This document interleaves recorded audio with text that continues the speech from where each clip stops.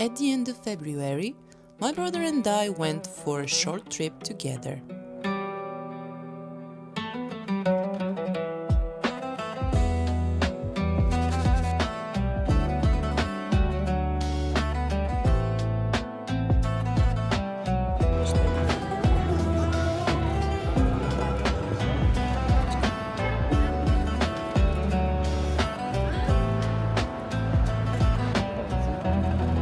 Even without the tourists, Athens doesn't really slow down. Though by the time we arrived, the hustle of the day was over.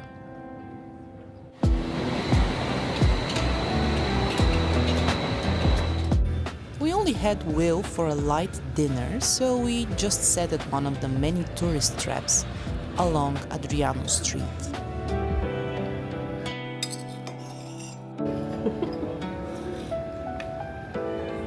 The food was nice, but the company was better.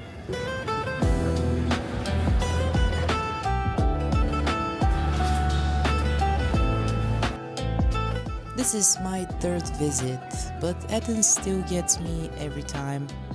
I feel at home here and somehow still in awe.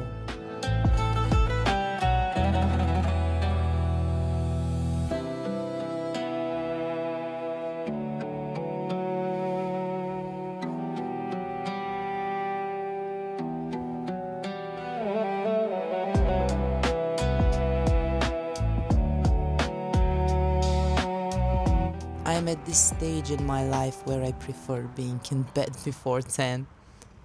My neighbors had other plans. It was a joy watching young people actually dance in a club, so the noise didn't bother me at all.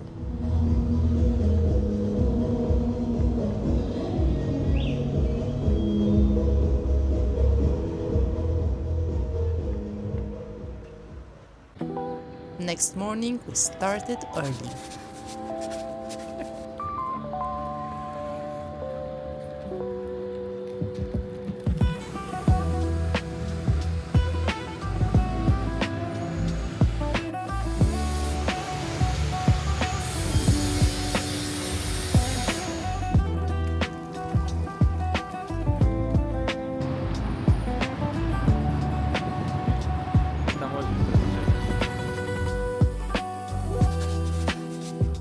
Our main stop was the Museum of Ancient Greek Technology.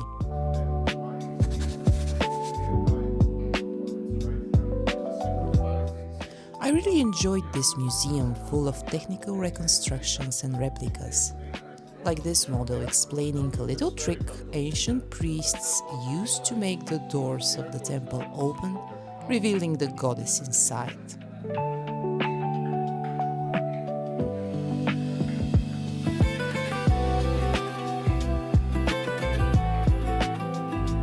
And then there were the musical instruments.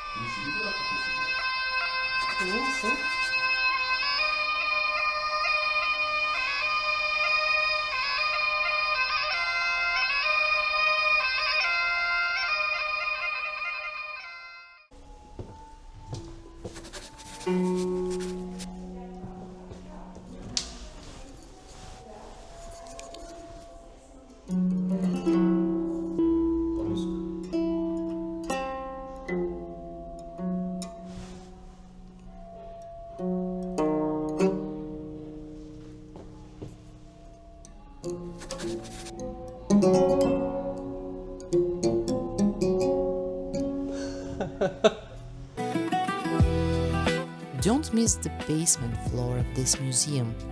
It holds spectacular and historically accurate armor reconstructions from the warriors of the Iliad and the Odyssey all the way to Rome.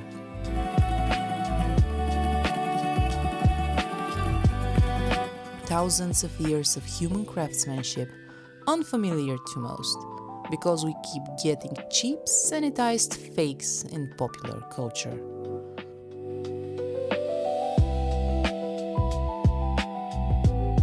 While the past actually looked like this.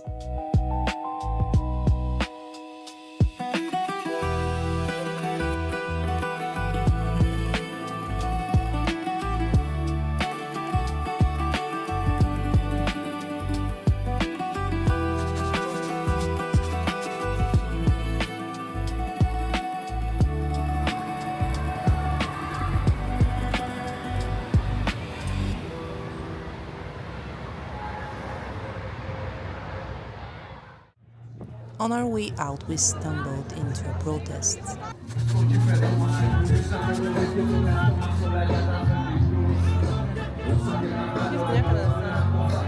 Greeks are no strangers to taking to the streets.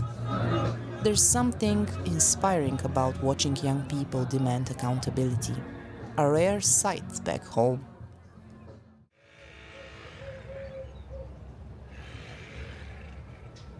The next morning, it was time to climb up.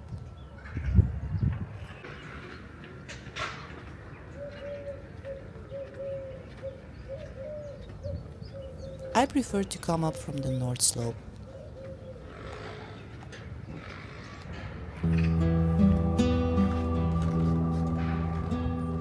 Here, you pass the ancient sacred caves, the springs.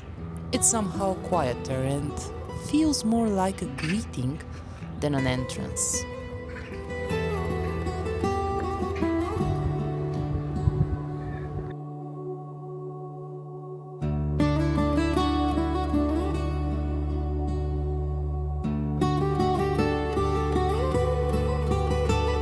A couple more steps and then the Propylaea. The same threshold people have been crossing for 2,500 years.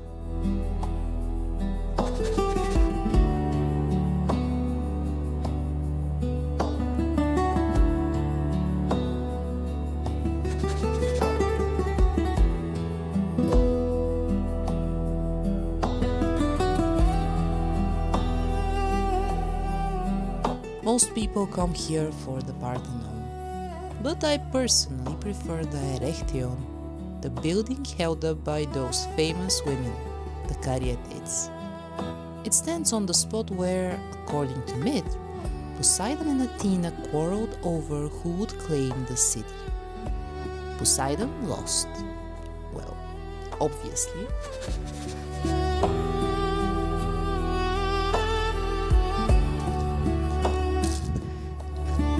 Athena won by gifting an olive tree.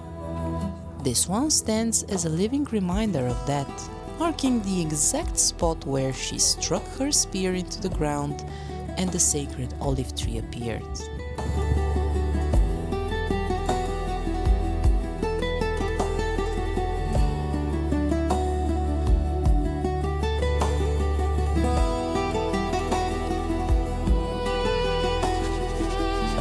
Even with the crowds, even with the scaffolding, something sacred remains. You can feel it in the small things, like still rainwater, or plants that don't care about history. And I find this beautiful.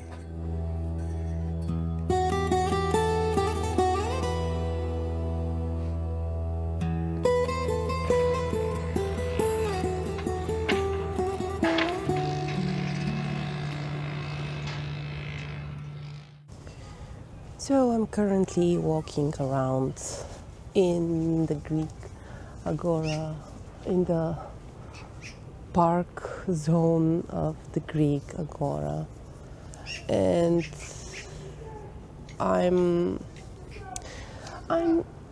thinking about some things that I really want to share with you because I just got off the Acropolis And I was thinking about, well, how much meaning do we put into these old monuments that are testament to the faith of the people from the past. And I think it's a bit over exaggerated, this belief. And what do I mean by that? I mean that we tend to be really needing to have those temples that are pagan, just like we are used to the churches. So we try to put a meaning in those things that is already not there because they are, well, demolished. I understand why many people would prefer to keep their ideas of those temples being like a functioning place of worship. But the thing is that even by the standards of the ancient Greeks, well, they're not. Because they were desecrated, they were destroyed, the sacred images were also destroyed. So what we have is only the place without the meaning.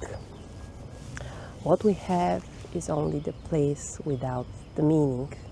And it's sad in a way because we, as modern practitioners of the old faith or variants of folkloric beliefs, tend to be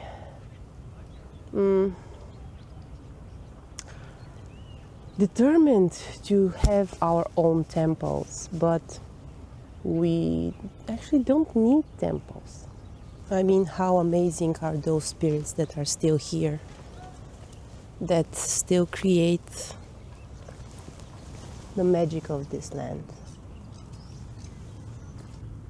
We might pretend that they're not, but they're still here, still roam those places, and their presence can be seen almost everywhere. It can be felt, and I have the feeling that should be enough for us if we truly believe.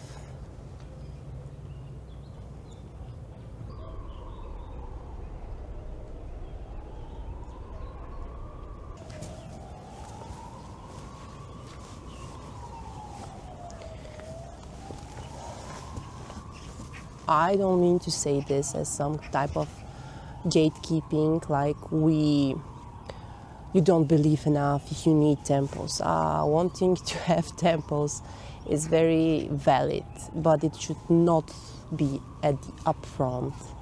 I get the pilgrimages as I am doing right now, although mine is not specifically a pilgrimage to those ancient places, but they should be for connecting not with the ruins of the temples, but rather with the land where the belief of the gods worshipped thousands of years ago is still visible, still breathes, still has life, and it can still be felt.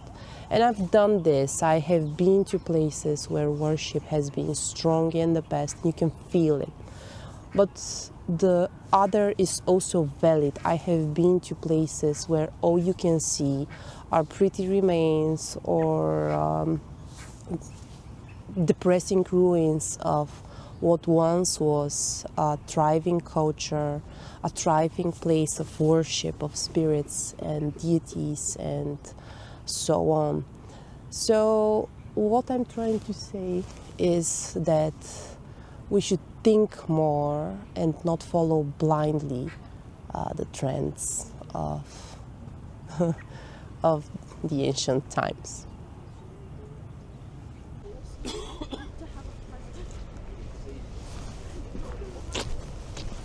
So I say goodbye to my little cat friend because my companions on this trip are already probably quite annoyed that I have been taking so long. And yes, I would. This is my field note from this trip. Field notes from the Balkans. How's that about it? I can actually make this a series.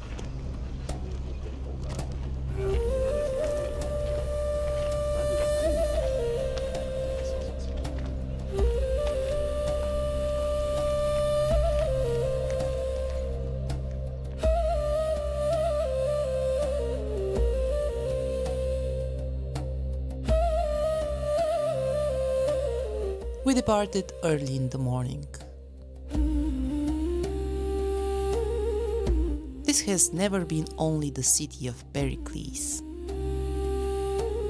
Breathtaking, dirty, colorful, loud, Athens can't be just one thing.